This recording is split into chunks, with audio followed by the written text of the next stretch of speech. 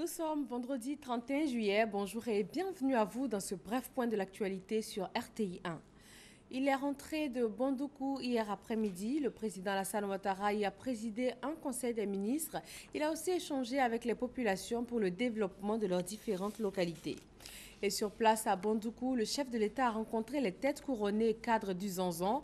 Il a fait le point des réalisations. Ce sont 178 milliards de nos francs qui vont être investis dans le Gontougo et le Bunkani. Analyser les résultats des 2 premiers trimestres de l'année et explorer les perspectives.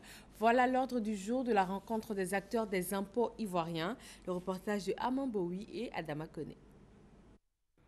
La moisson est bonne. Les recettes brutes de la Direction générale des impôts DGI s'établissent au cours du premier semestre 2015 à 863,2 milliards de francs CFA, pour un objectif fixé à 819 milliards de francs CFA, soit un écart positif de 44,2 milliards.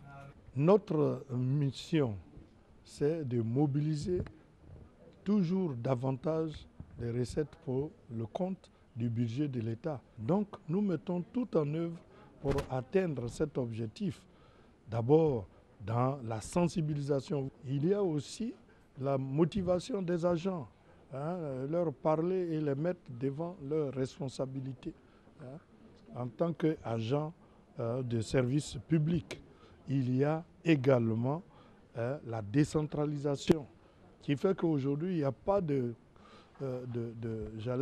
paradis fiscal en Côte d'Ivoire. La prochaine échéance est de réussir le 3e trimestre, dont les prévisions de recettes s'élèvent à 427,2 milliards de francs CFA. Et le ministère du Budget attend beaucoup de la régie.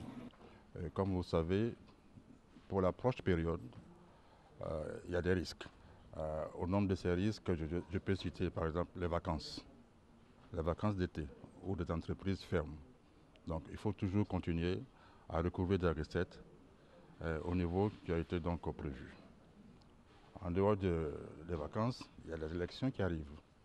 Donc tout ça qui fait qu'ils doivent continuer les efforts. Consciente des efforts à fournir, la DGI ambitionne l'élargissement de l'assiette, ce qui lui permettra de réduire le secteur informel en appréhendant les chiffres d'affaires des opérateurs économiques du secteur.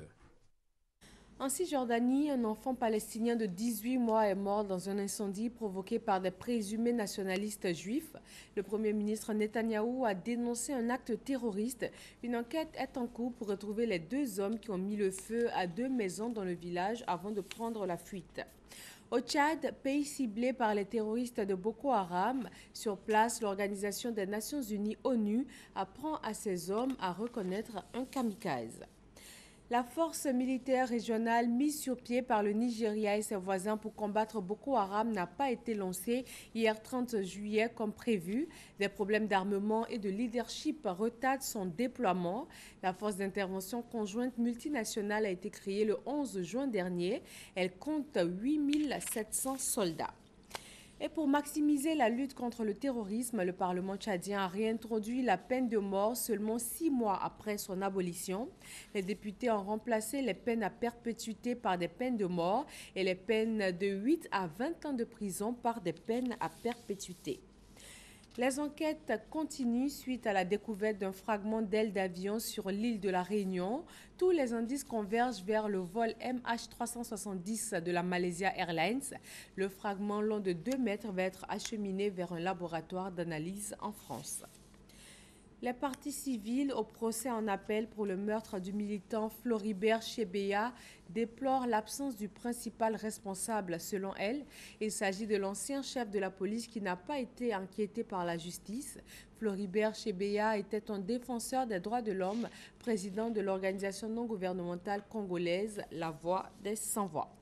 Et voilà pour ce 10h. Merci d'avoir été des nôtres. Le journal, c'est à 13h sur RTI 1.